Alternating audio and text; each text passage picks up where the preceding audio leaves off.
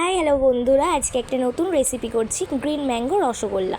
প্রথম থেকে শেষ পর্যন্ত ভিডিওটা দেখ। প্রথমে আমরা 1.5 লিটার দুধ কড়াইতে দিয়ে গরম করে নেব ভালো করে।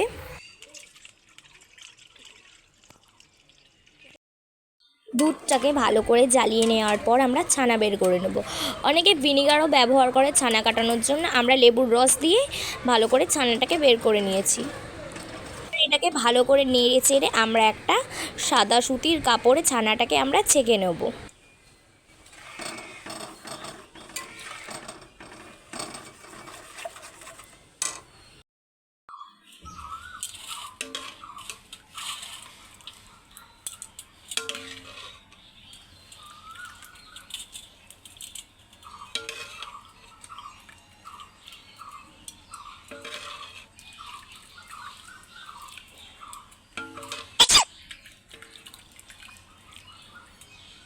ছানাটা আমার ভালো করে ছাকা হয়ে গেছে। এবার এর মধ্যে আমরা জল দিয়ে, পরিষ্কার জল দিয়ে ভালো করে ছানাটা আমরা ধুয়ে নেব।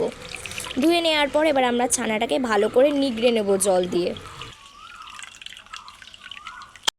এবার আমরা ছানাটাকে ভালো করে হাত দিয়ে মেখে নেব।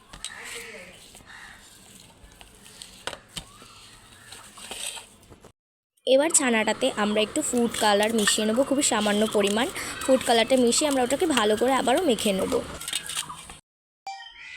এবার আমি এগুলোকে রসগোল্লার শেপে তৈরি করে রেখে দিলাম পাত্রে।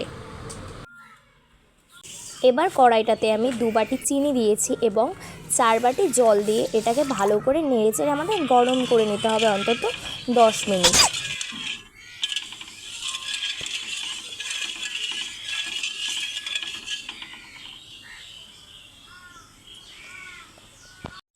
এবার আমরা রসগোল্লাগুলোকে সব কটা একবারে ছেড়ে দেবো কড়াইতে। এটাকে অন্তত 10 মিনিট আমাদের রাখতে হবে। 10 মিনিট হয়ে যাওয়ার পর আমরা ঢাকনাটা খুলে দেখে নেব রসগোল্লাগুলো ফুলেছে নাকি।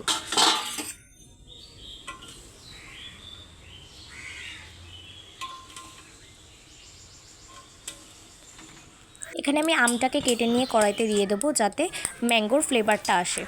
তো তৈরি হয়ে গেছে আমাদের রসগোল্লা। দেখতেই পাচ্ছ তোমরা কি সুন্দর হয়েছে, কালারটাও কতটা সুন্দর এসেছে এবং মিষ্টিগুলো খুবই সফট হয়েছে।